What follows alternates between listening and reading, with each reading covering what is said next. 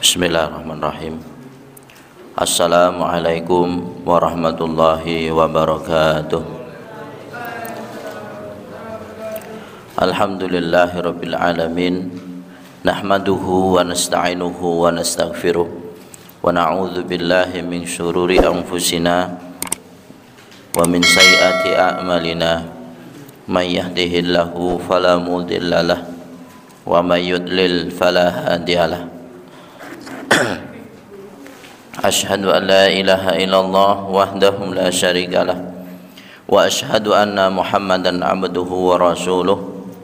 Allahumma shalli ala Muhammad wa ala ali Muhammad kama shallaita ala Ibrahim wa ala ali Ibrahim wa barik ala Muhammad wa ala ali Muhammad kama barakta ala Ibrahim wa ala ali Ibrahim fil alamin innaka Hamidum Majid.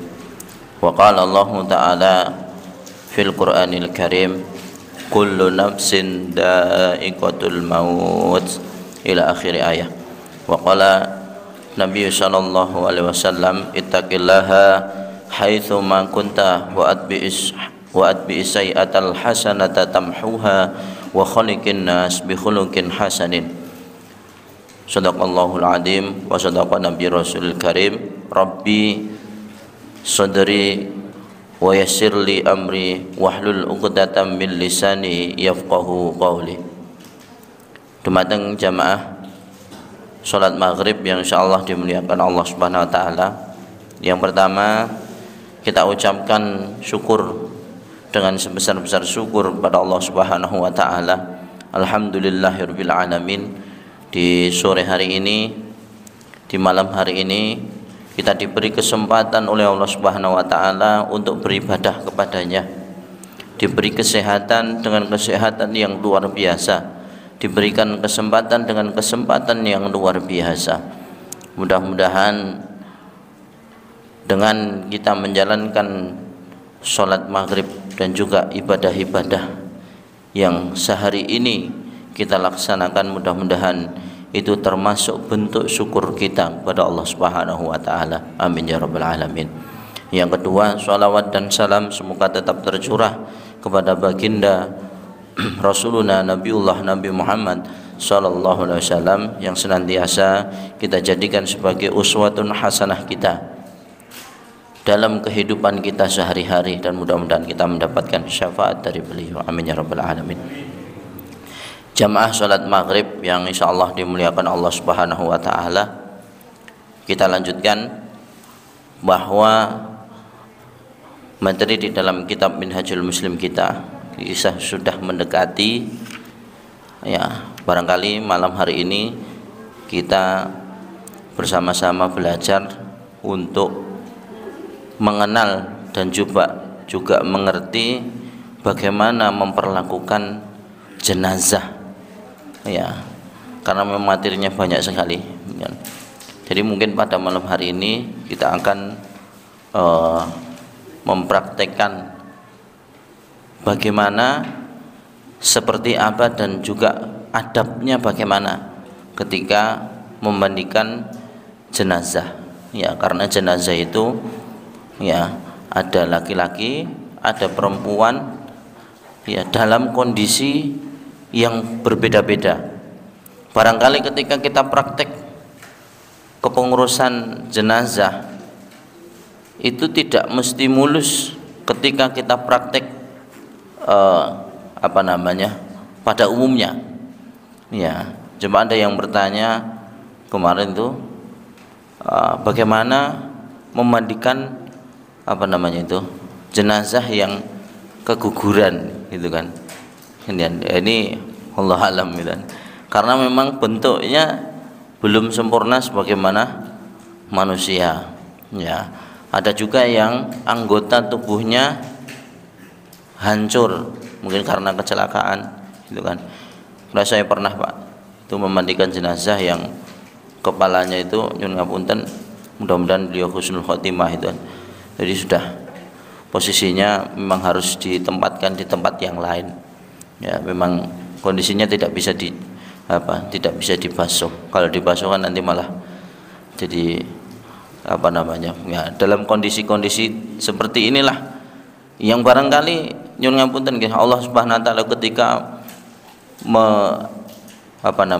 mengutus seseorang, mentakdirkan seseorang tuh memang kondisinya ya, kalau dibilang saya merinding ya. Saya mendengar cerita Pak Hananto kemarin tuh, saya jadi teringat memang beberapa kali saya mengalami demikian, dan beliau cerita itu ternyata beda lagi kasusnya, itu kan. Ya, maka sebelum menuju ke sana, saya akan mengurutkan dari poin pertama tentang hal-hal yang harus diperhatikan dari sejak kematian seseorang hingga nanti pemakamannya bagaimana, gitu kan. Yang pertama yaitu adalah mengumumkan kematian. Ya, kalau di kampung itu biasanya masih di lelayu ya. Lelayu itu masih door to door, rumah ke rumah. Jadi ada satu orang atau dua orang yang ditunjuk, pemuda atau siapa yang di situ nanti panggil ke rumah-rumah. Dan kalaupun malam hari itu mudah disampaikan gitu, karena kita satu komplek.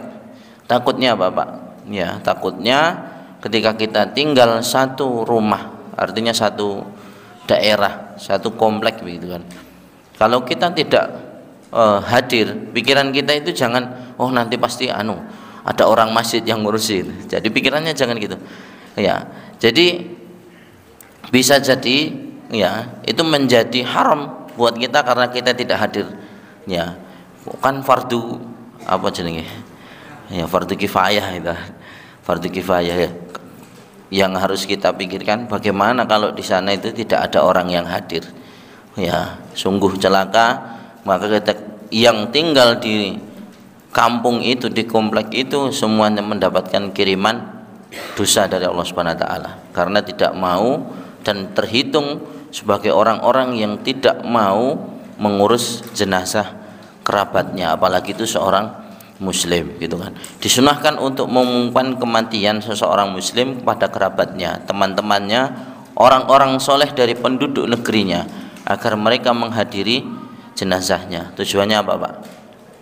Ya, mendoakan.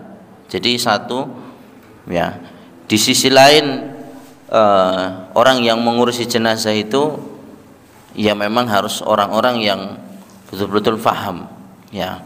Yang kedua, karena dengan kita mengurusi hal demikian itu, maka Allah Subhanahu wa taala itu menggantinya dengan pahala yang besar. Ya, kita hadir di situ ya, hadir untuk mendoakan kerabat kita yang meninggal atau sahabat kita yang meninggal ya, memandikan, mengkafani, menyolatkan, lalu kemudian yang kedua sampai menghantarkan yang terakhir itu sampai menghantarkan ke liang lahat ya, ke kuburan. Maka hadis yang terkenal itu adalah seseorang itu tidak lain mendapatkan 2 gunung emas ya, seperti 2 gunung emas. Pahalanya itu besar Pak, hanya cukup hadir di situ saja ya, karena memang pahalanya luar biasa. Bagaimana dengan orang yang tidak ikut ke pemakaman ya? Ada sahabat yang bertanya, bagaimana kalau kita tidak sempat ngikut untuk menghantarkan jenazah itu ke pemakaman?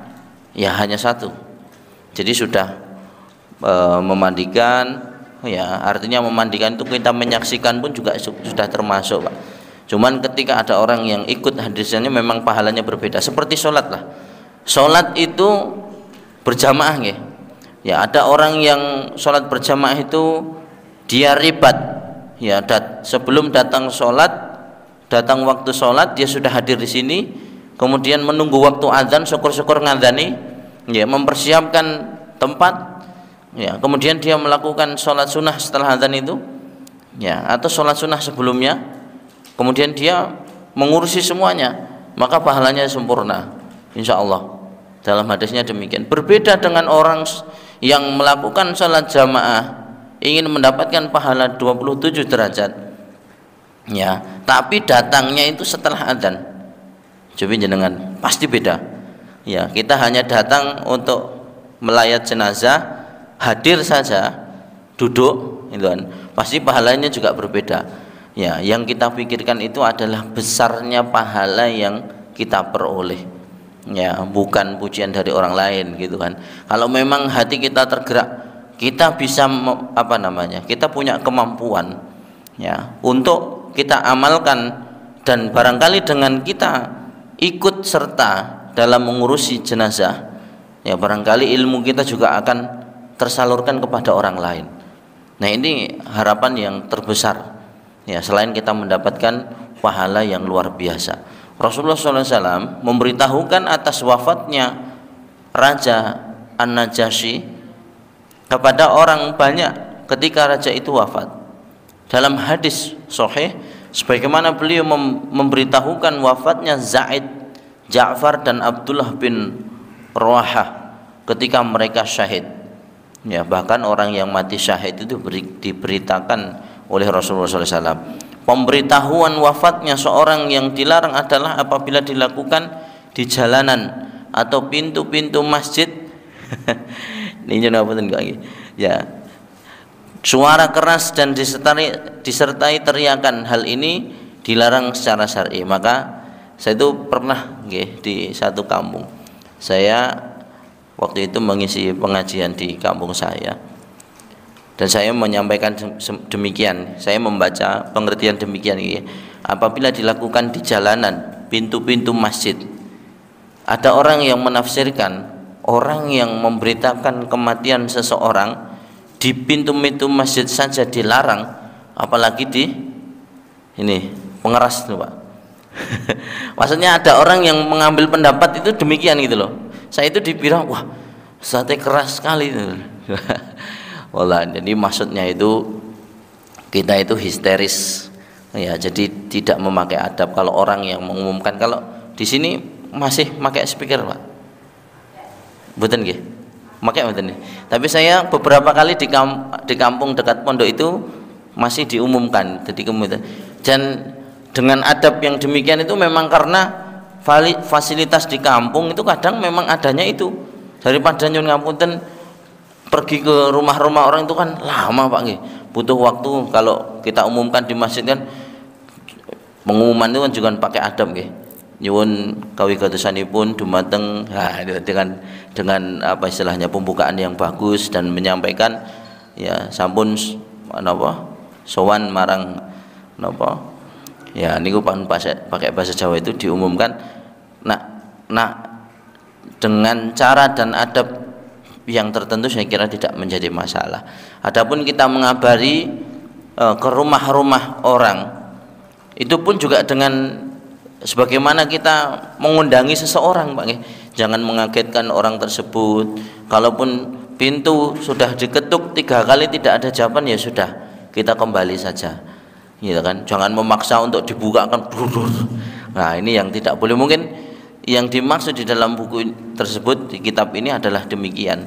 Karena hal ini dilarang secara syar'i, artinya memaksa seseorang ya untuk hadir gitu kan. Walaupun ini memang berita kematian, kalau memang orang tersebut tidak mengerti dan sudah diupayakan dengan speaker ya, maksudnya dengan toa luar itu diumumkan, ya bagaimana lagi gitu kan.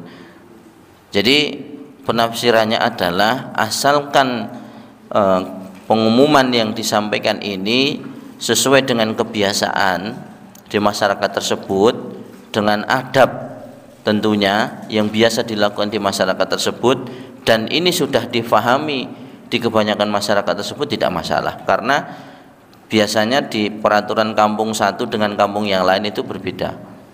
Jadi ada yang boleh memakai toa masjid itu sudah dimaklumi oleh satu kampung gitu kan. Kadang-kadang adzan sebelum apa itu adzan untuk sholat qiyamul lail Pak, kan ada itu di dekat pondok itu ada yang adzan sekitar 2:30 ya, sekitar 2:30 itu. Nah, kalau di kampung itu sudah sepakat ya tidak masalah gitu kan. Sebagaimana orang yang membaca Quran itu Pak, membaca Quran di speaker itu kan, maka yang lalu pemerintah itu kan membuat undang-undang tuh, kalau tidak salah itu saya membaca itu, wah ini harus di ini ya, karena memang kalau masjidnya di apa namanya dekat gitu kan, seperti sini kalau di kota kan dekat dan biasanya tuanya bagus-bagus kencang suaranya itu, maka yang demikian memang harus diatur gitu kan. Kalau di Jawa Timur itu Pak, puasa ngaji itu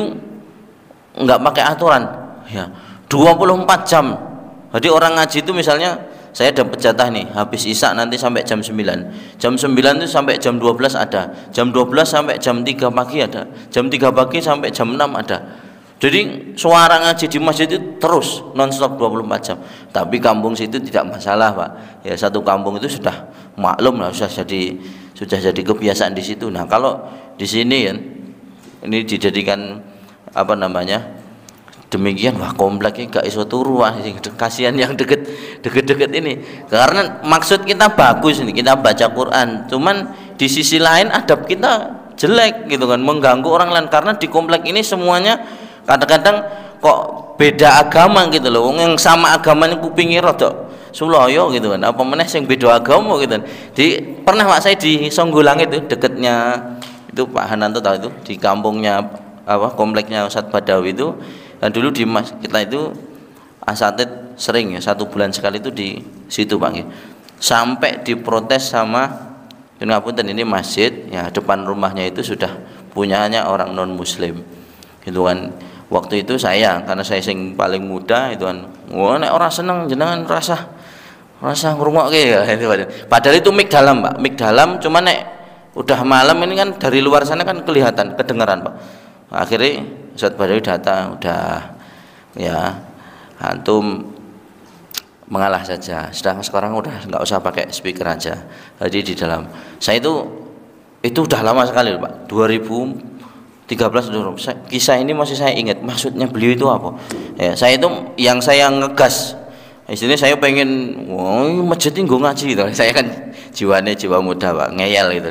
Saya itu waktu itu dilarang, udah antum udah duduk aja, udah tenang, biar saya yang ngurus. Jadi memang adab nih bahwa Rasulullah SAW itu secara tetangga itu kan luar biasa hubungan beliau. Kalau seandainya kan prinsip awalnya itu adalah Islam itu adalah kedamaian, dan semua yang kehidupan di dalam Islam ini diatur termasuk kehidupan antar bertetangga. Baru disitulah beberapa tahun kemudian saya menemukan maksud beliau ini ternyata seperti ini ya. Waktu itu saya ora terima Pak, nah kalau ngaji malah diseneni gitu kan, aku malah melu diseneni dan saya juga nggak terima lah. Saya waktu itu baca kitab Al-Barok itu, saya ternyata memang Nabi Muhammad SAW itu mengajarkan sesuatu hal yang luar biasa ya.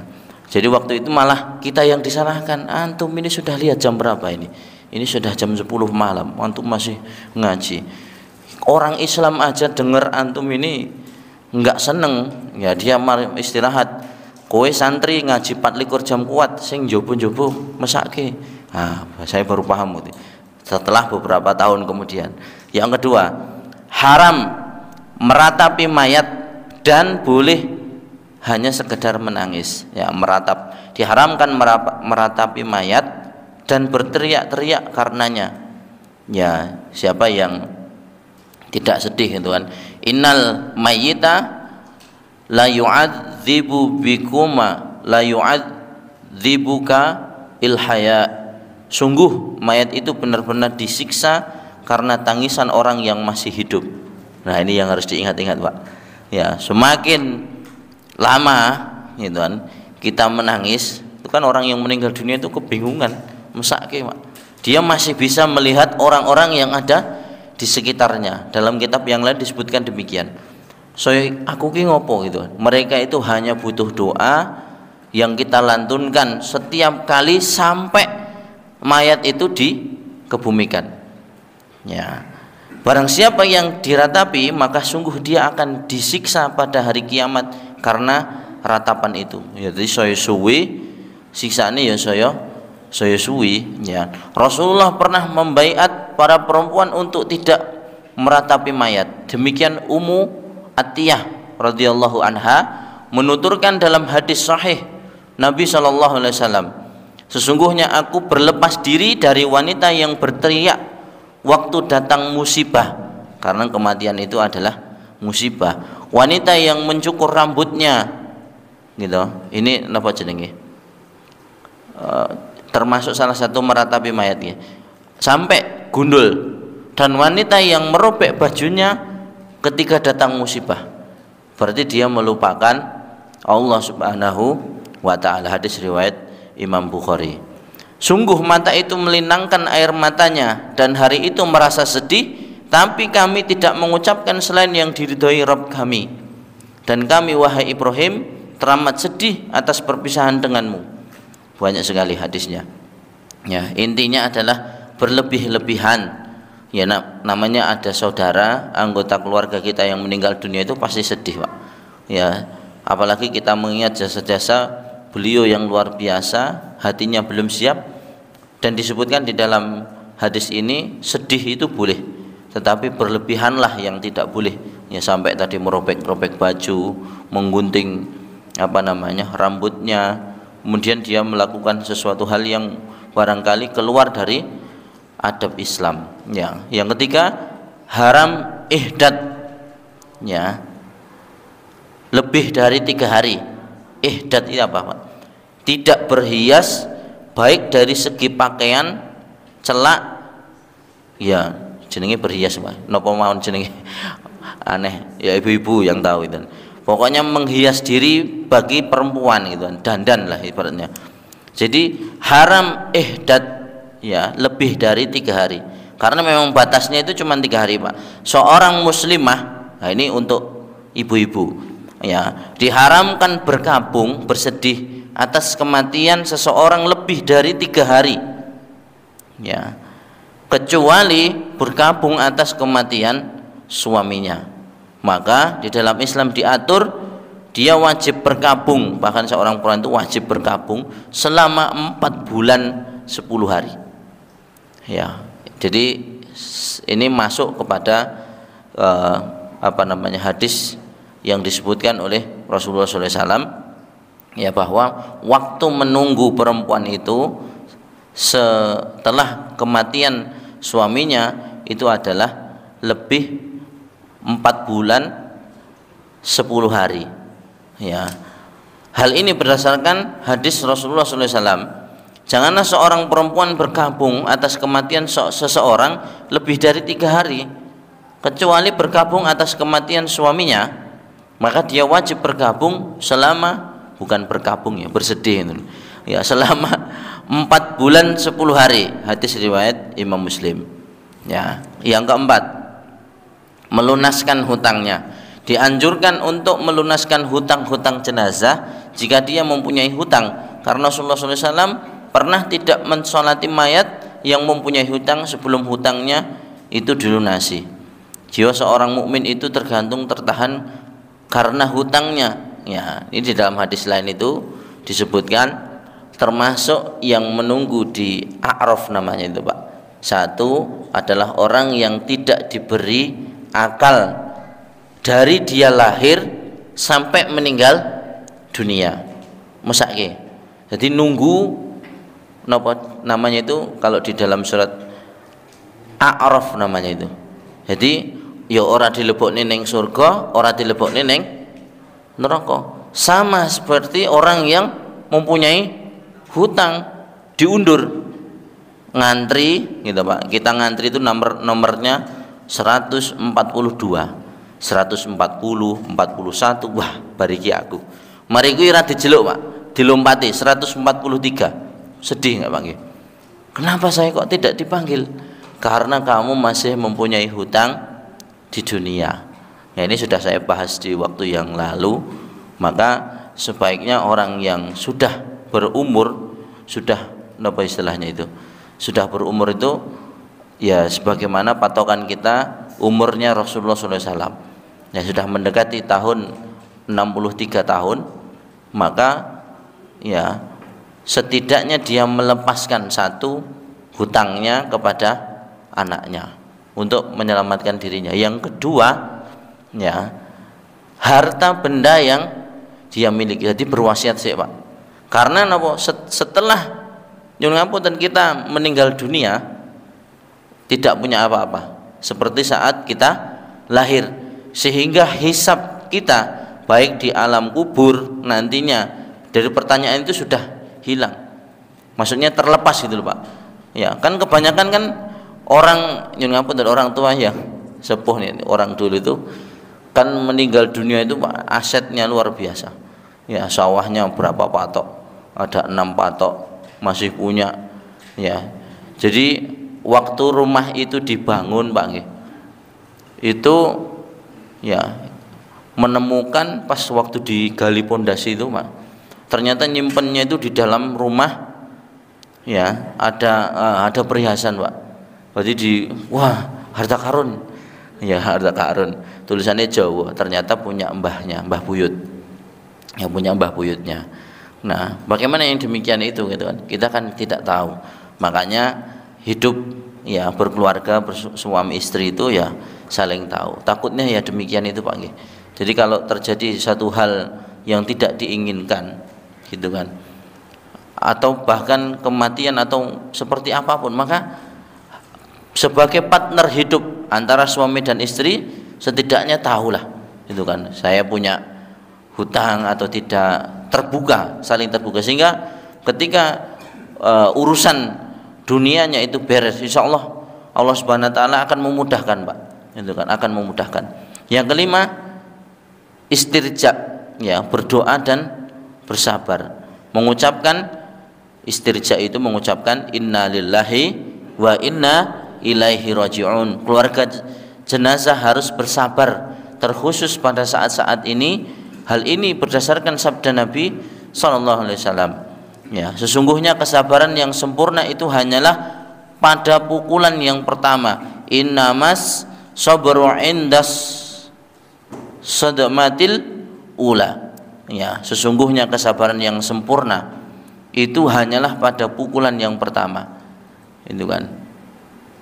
Kemudian berikutnya adalah tentang hadis, tidaklah seseorang hamba ditimpa satu musibah lalu dia mengucapkan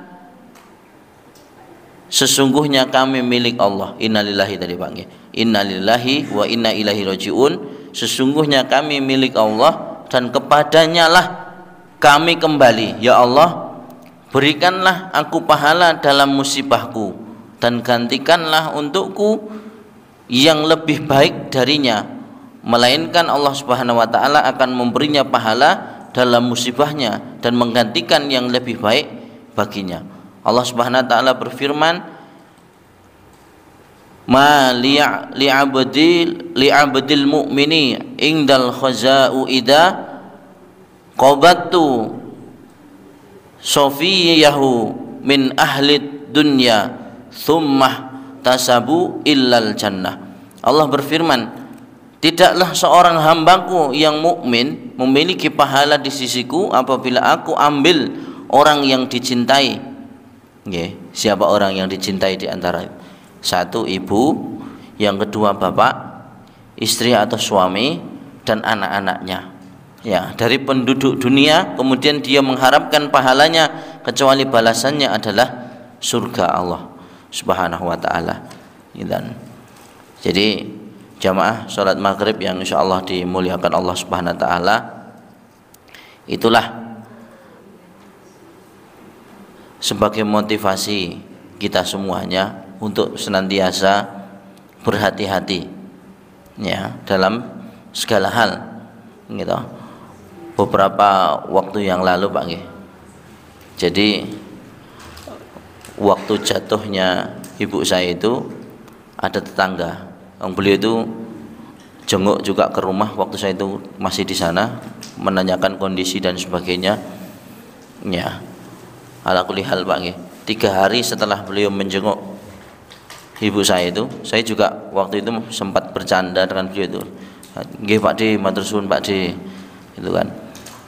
Ya, gara-gara ya itu sebenarnya mungkin sudah ditakdirkan Allah Subhanahu wa taala Pak, naik sepeda motor Pak nggih, tidak pakai helm itu kan, mau cuman ngisi apa itu bahan bakar ya, mau ngisi bensin ke warung, cuman ya warung sebelah itu kan, karena melewati jalan besar, dia keluar itu tidak melihat, akhirnya kecelakaan, gitu kan.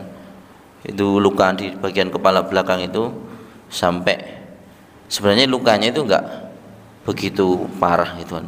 Cuman karena gara-gara infeksi, itu kan, akhirnya menyebar, tidak bisa sampai makan. Kalau kata dokter itu apa niku jenenge, tetanus. Ya, mungkin kena kotoran atau kena apa yang lukanya itu. Akhirnya 3 hari setelah menjenguk itu meninggal. Tuhan, begitu saya kaget tuh Pak. Saya waktu itu mau kontrol ibu saya di rumah itu, loh kemarin baru di sini. Iya, ternyata begitulah kematian, begitu cepat, gitu kan.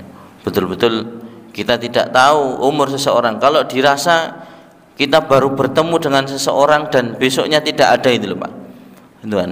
Sering saya itu seperti itu, gitu kan. Ada saudara saya, mungkin ada teman-teman kajian di sekitar saya atau jamaah kajian di tempat tahsin saya, itu kan, malam hari itu biasa, besok dikabarkan beliau sudah tidak ada. Luar biasa, gitu kan. Maka kita senantiasa berhati-hati dalam segala kondisi. Baik, kita masuk dalam bab wajib memandikannya. Ini poin yang ke-6 ya. Apabila ada seorang muslim meninggal dunia, baik anak kecil, orang dewasa, maka wajib dimandikan, baik jasadnya itu sempurna atau tidak sempurna. Orang-orang muslim yang meninggal dunia yang tidak perlu dimandikan adalah mereka yang mati syahid dalam peperangan dan gugur terbunuh oleh tangan-tangan orang kafir dalam medan peperangan di jalan Allah. Janganlah kalian memandikan mereka, ini tadi orang-orang yang mati syahid, karena setiap luka atau setiap tetesan darah itu menjadi semerbak wangi misik ya pada hari kiamat. Jamaah yang insyaallah dimuliakan Allah, sebelum kita masuk di situ, maka ada satu hal yang kami bahas. Orang-orang yang bertugas untuk memandikan jenazah, ya, seharusnya tidak boleh sembarang orang untuk memandikan jenazah, karena harus memiliki syarat-syarat sebagaimana yang akan saya sebutkan. Satu, kalau itu muslim ya, yang pertama syaratnya adalah seorang muslim, orang yang beriman. Yang kedua berakal, yang ketiga balik, 4 jujur, ya, kelima solih atau solihah. Jadi ukuran solih solihah ini ya intinya yang penting orang itu dapat dipercaya. Artinya apa? Tahu tata cara memandikan jenazah. Aku dikurup nih Pak nggih. Mandikan jenazah. Orang ngerti, rumah cak iso dikurup nggih, dibolak-balik, gitu kan. Kemudian dibuka belak-belakan. Nah, ini karena memang orang yang tidak tahu beda Pak, orang yang tahu dan tidak tahu. Dan dikurup nih, dibolak-balik ya. Yang ngapunten tidak memakai adab, padahal harus pelan-pelan, gitu kan. Kemudian jika jenazahnya laki-laki, maka urutannya laki-laki yang masih ada hubungan keluarga seperti kakak, adik, orang tua atau kakek. Ya, jika jenazahnya laki-laki yang masih ada hubungan keluarga, kakak, ya, adik, orang tuanya atau kakek. Ya, kenapa tidak ada perempuan? Ya karena memang ada kondisi khusus Pak. Artinya yang memandikan ini yang sing melu ngosoki Pak nggih, nyuwun ngapunten, bukan berarti nggih seperti saya. Ya, saya contohkan saya. Saya punya kakak perempuan. Kalau beliau tidak ada, apakah saya boleh memandikannya? Ini pertanyaan yang tidak dibahas loh Pak. Maka saya mencari sesuatu. Kalau memandikan memang praktek diguyur itu gampang Pak. Nah ini yang harus dipahami. Ya, memandikan kakak perempuan atau ibunya lah, ibu saya, boleh nggak? Saya memandikan kakak perempuan saya atau ibu saya? Ya, artinya dalam konteks ini melu ngosoi Pak nggih, ikut ngosoi. Kalau memegang itu boleh saja. Cuman ada aurat yang tidak boleh dipegang. Ya, kula panjenengan sami ya. Ini berlaku untuk semuanya. Jadi seorang laki-laki seperti saya memandikan kakak perempuan saya atau ibu saya, kalau hanya sekedar dia menyiram, gosok di kepala tidak masalah. Tapi yang dilarang itu adalah apa? Ikut menggosok atau istilahnya membersihkan auratnya yang memang seharusnya tidak dipegang oleh kita. Ya, kalau gurmangku ya enggak masalah lah, Pak. Ya, artinya memang harus ada tugas yang lain. Ya. Begitu juga sebaliknya. Kalau yang boleh itu antara suami istri boleh. Ya, jadi melu ngosok itu, Pak. Ya, artinya di aurat-auratnya yang tidak boleh terlihat itu boleh digosok. Ya, antara suami dan istri. Anak laki-laki kepada bapaknya boleh? Boleh. Anak perempuan kepada ibunya boleh. Nah, jenengan ini malah sudah sip, Pak. Suara ibu-ibu ini luar biasa itu kan. Ya. Jadi jadi memang lebih selamatnya itu kan. Kalau ini yang saya bahas itu yang masih ada hubungan keluarga, yang dilarang yang mana, yang boleh yang mana. Ya, maka yang paling bagus itu yang memandikan laki-laki yo laki-laki, yang perempuan yo perempuan, kecuali ada hubungan keluarga. Nah, itu pun masih dalam tanda apa namanya? Tanda hati-hati. Tadi yang pertama tidak boleh meninggalkan tadi, terpercaya bisa menjaga aibnya. Jadi pas memandikan mayat, lupa, "Iki sore lho, Pak, masih koyo ngene." Nah, itu enggak boleh. Jadi enggak boleh diam saja. Ya, pomone mambu, nyuwun ngapunten, kalau terpaksanya itu bau kan dinaikkan, Pak nggih, dinaikkan. Namanya kita ini punya semua. Terlihat bersih karena kita masih hidup, Pak. Kalau mati, nyuwun ngapunten, ya mungkin kotoran yang ada di perut kita ini bisa keluar semua tidak sengaja. Pas saat digerakkan itu mungkin pipis sendiri, pas saat dinaikkan itu kotorannya keluar. Kita tidak tahu, semuanya kita punya. Makanya dibahas di dalam Islam. Ya, maka sebaiknya ketika memang tidak kuat yo menghindar dulu. Ojo diomongke, "Wah, iki nggon bagian kene mambune, ya Allah." Ya, enggak boleh. Ya kaya ngedusi napa mawon. Ya, itu harus menjaga. Satu, diam. Terjadi apapun diam dan tidak boleh menceritakan hal ini kepada orang lain. Yang memandikan itu pasti tahu, Pak. Tuan. Jadi yang menyulut nanti siapa yang menyulut nanti dosa jariah itu. Lho Bu, oh iya Pak no ini. Liyane nyetrum kabeh. Ya oh iya kuwi to. Melu-melu kabeh. Nah, ini tidak boleh ya. Pokoknya kalau terjadi sesuatu kepada si mayit diam. Ya cukup dibersihkan. Kalau enggak kuat pergi aja. Ya, jadi pergi atau pindah tempat. Jenengan mawon Bu, monggo. Ya. Bisa ini nek. Nyuwun ngapunten nggih. Saya itu juga heran, Tuan. Saya ngurus ibu itu juga lucu ya, dengan kakak saya itu. Kan saya itu orangnya tegel, Pak.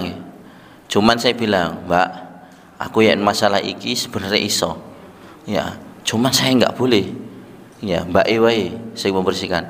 Nah, ada anaknya kakak saya itu juga perempuan. Boleh. Tapi ibu saya nggak mau, maunya kakak.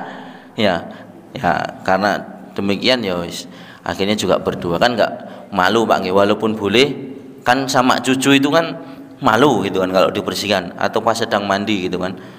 Kemudian istri ya tadi laki-laki lain yang tidak ada hubungan kekerabatan, perempuan yang masih mahram haram dinikahi oleh si jenazah semasa hidup. Artinya masih dalam syarat tadi ya. Laki-laki lain yang tidak ada hubungan kekerabatan, perempuan yang masih mahram haram dinikahi oleh si jenazah semasa masih hidup. Jika jenazahnya perempuan tadi, laki-laki yang masih ada hubungan keluarga seperti kakak, adik, orang tua atau istri, ya. Laki-laki lain yang tidak ada hubungan kekerabatan, perempuan yang masih mahram haram dinikahi oleh si jenazah. Tapi kalau pilihan yang terakhir ini kok tidak ada, misalnya yang meninggal ini laki-laki, Pak, adalah sing layat ki sing wong lenang ora enek, Pak. Misalnya ini kejadian no. Ya, atau perempuan sing meninggal ini perempuan, sing layat perempuan ini ora enek, sing enek mung laki-laki tok. Mau tidak mau kan jenazah ini harus dimandikan. ya maka ya tidak disentuh saja. Ya, yang disentuh ya hanya bagian-bagian tertentu. Lah bagaimana dengan tugas?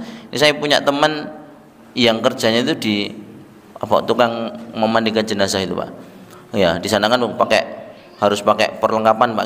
Tapi memang harus memandikan jenazah itu harus demikian. Cuman kalau di tempat seperti pemukiman di tempat warga kan nggih jarang nganggo napa nika jenenge? Celemek. Nggih celemek, nggih sepatu boot. Ya SOP-nya seperti orang nyembelih sapi itu loh, Pak. Sama. Karena itu memang dibahas loh dalam kesehatan tuh ini harus pakai, bahkan ada sarung tangan yang medis yang sampai panjang itu memangnya harus demikian. Dan tetapi kalau memang itu tidak bisa saat itu dipenuhi mergone ribet, ya orang yang memandikan jenazah itu harus menjaga kebersihan. Syaratnya apa? Setelah memandikan dia juga harus mandi wajib. Ya, selesai memandikan jenazah harus mandi wajib. Syukur-syukur nek wis nganggo APPD, wis nganggo napa niku wau. Saat ini yang bilang itu teman saya itu malah beliau itu lengkap dengan maskernya karena memang orang yang meninggal dunia itu sebagaimana saat virus corona itu, Pak nggih. Itu bisa masih menularkan. Sama. Ya, cuman itu adalah warning, hati-hati gitu. Jadi tidak semua yo kabeh engko marin kula sampai niki ora gelem ngedusi, peh ora enek napa anggota ora enek alat APPD-ne ya enggak. Yang penting kita menjaga kebersihan. Setelah memandikan itu ya kita cuci tangan, kemudian mandi, ganti bajunya dan sebagainya, baru kita melanjutkan aktivitas yang lain. Jika jenazahnya perempuan, maka urutannya seorang suami yang paling berhak memandikan istrinya, karena suami diperbolehkan melihat semua anggota tubuh istrinya tanpa terkecuali. Perempuan yang masih ada hubungan keluarga, nek sing meninggal perempuan, seperti kakak perempuan, adik perempuan, orang tua perempuan atau nenek, ya. Perempuan yang tidak ada hubungan keluarga, laki-laki yang masih mahram haram menikah dengan si jenazah semasa hidup. Penjelasannya seperti tadi, sama apabila yang hadir di situ adalah yang meninggal ini tidak punya keluarga sebatang kara, ya, laki-laki atau perempuan. Laki-laki tidak ada laki-laki lain, ya terpaksa yang ngurus itu harus perempuan. Tapi tadi saya sampaikan tidak boleh melihat aurat yang memang semestinya tidak dilihat. Jadi memandikan hanya sekedar memandikan. Ya, di sini tidak ada urut-urutannya. Ini saya mencari tambahan sendiri, Pak. Kemudian sekarang adalah tata cara memandikan jenazah. Sebelumnya, gitu kan. Apa yang harus disiapkan? Wah, ini kalau di kampung saya itu unik, Pak. Ini debat kali Pak Modin, Pak. Jadi embernya itu harus 7. Wah, angel, Pak nggih. Masih pakai gitu nggih. Tapi tidak masalah nggih. Itu kan nopo nggih? Ya keyakinan mereka. Apa namanya itu, baknya itu kalau pakai bak ya baknya itu harus 7. Satu nanti dikasih air apa namanya? Godhong kelor boleh. Nek saiki modern golek godhong kelor bengi-bengi jam 11 ngono ki piye Pak golek? Kan angel. Wis dikei sabun cair wis ora apa-apa padha wae. Ya, syukur-syukur sing enek pidarane itu juga enggak masalah. Terus yang salah satunya dikasih napa jenenge? Sing digepuk ini napa? Kapur barus. Nah, berarti yang 5 air bersih. Saiki ora usah ngono Pak, repot golek jam 11 bengi golek bak puitu ning ndodong nggone tanggane kabeh bentuke beda-beda. Waduh, kesuwen. Ya, cukup yang disediakan itu adalah syarat, ya, paling enggak ada 3. 1, bak yang memakai wangi-wangian, bisa daun kelor, daun bidara atau serbuk tadi, ngangge banyu sabun cair itu juga bisa. Yang kedua dengan memakai campur air yang dicampur kapur barus. Yang ketiga itu air bersih. Jadi cukup 3 tok, ora usah akeh-akeh. Nah, Dit. Nanggung, saya lanjutkan dulu. Untuk yang air itu, bahkan di air bersih itu boleh memakai selang. Ini selang nggih apa, Pak? Selang itu yang maksudnya untuk aliran airnya itu, selang itu tinggo ngersik ya mboten. Selang tinggo ngocor itu boleh. Ya, jadi selang yang dialirkan ke bak itu ya, mengalir terus atau dipakai untuk membersihkan. Ya, kata orang Jawa niki tergantung lingkungan mawon nggih. Kalau kita memandikan di tempat yang memakai tradisi demikian ya harus ngikut aja. Ya, karena memang tradisi mereka gitu. Ya, tapi kalau kita yang memandikan dan kondisinya itu harus ya cari yang sing simpel mawon. Ya, nek niku ora nek bak eneke gur siji ya engko digonta-ganti ra apa-apa, Pak. Itu digonta-ganti. Artinya pertama dulu air bersih, ya. Diutamakan dari yang kanan. Pertama mandikan dulu mandikan. Kleru. Diwudukan dulu jenazahnya itu. Diwudukan dulu jenazahnya, kemudian saat mandi sebagaimana memandikan atau mandi dalam janabah, ya, dari kepala dulu kemudian ke bagian kanan sampai bawah, nanti diulang baru seperti itu kiri. Ada yang bilang dengan berpendapat itu 3 kali, monggo, bilangannya ganjil. Kalau dirasa itu kurang bersih atau belum basah, maka dengan menggunakan bilangan 5, 7, 9 atau berkelipatan. Yang penting jumlahnya ganjil. Nah, kemudian bagaimana dengan kepengurusan tangan? Biasanya kan orang memandikan itu kan rodok gopoh, Pak. Gopoh ini apa nggih? Mulai bahasa Indonesia ini angel. Gopoh ini panik lho, Pak. Ya, nganti lali. Harusnya kan juga bisa membersihkan. Wong jenenge memandikan kan orang mungkin wong siji tok, Pak nggih. Ya ana sing golek ketokan kuku barang dibersihkan. Kalau memang sekiranya dia punya kumis ben luwih ya ditoto nganggo dipotong, dirapikan lah intinya rambutnya. Kata Rasulullah kalau perempuan bagaimana? Bahkan anaknya Rasulullah SAW namanya siapa nggih? Fatimah atau siapa itu?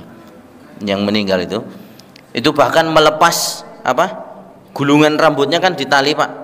Kalau perempuan itu dilepas talinya, bukan rambutnya, talinya dilepas, dikeramasi, ya, ben resik. Mari niku di kelabang, Bu nggih. Di napa jenenge bahasa Indonesia niki angel.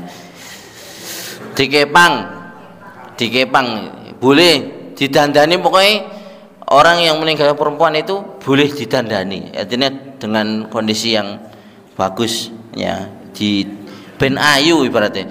Ya, kalaupun yang meninggal itu sudah tua, yo sama didandani biar bersih. Kembali lagi intinya adalah pada bersihnya. Bahkan Rasulullah itu pun pernah saat anak perempuan beliau itu meninggal, maka menyuruh sahabatnya itu untuk melepas ikatan rambutnya, kemudian disisir, ya. Setelah disisir dikasih wangi-wangian lah. Tadi itu bagaimana caranya? Ya, caranya dengan menggunakan salah satu dari 3 hal, ya. Ada sabun, ada wangi-wangian tadi, kemudian kapur barus dan air bersih itu digunakan saat itu. Kalau aturannya pripun, ini tidak ada pokok mana yang harus didahulukan. Ya, yang penting yang pertama kali itu adalah sesuai dengan sebagaimana kita mandi besar. Jadi diwudoni sik, kemudian ditelesi bagian kepalanya. Ini kalau ada mejane itu kan iso praktek. Jadi diguyur, tidak mengguyur langsung. Misalnya pas kalau orang meninggal ngapunten kan ora kabeh napa jenenge? Mingkem. Tidak semua mulutnya itu rapat. Kan ada yang rodok buka sidik lah, itu apa digerojoki Pak nggih. Enggak boleh, harus ditutup. Kalau pas nyiram itu posisinya ditutup. Jadi misalnya ini keran ya, ditutup dengan tangan kita ini, digrojokne ning dhuwure tangane kita. Ora langsung dikok ning, oh Pak De, kan seger Pak De. Jangan, ya ditutup pelan-pelan dari bawah ya, diusap, mesake. Ini karena memang adab, ya. Tidak ada aturan khusus harus bagaimana nggih. Tapi itu adalah adab nggih. Nyuwun ngapunten, kita lanjutkan di pekan yang akan datang insyaallah. karena memang ada pembahasan ini masih memandikan jenazah nggih. Barangkali besok nggih ada santri lah pakai kainan aja Pak.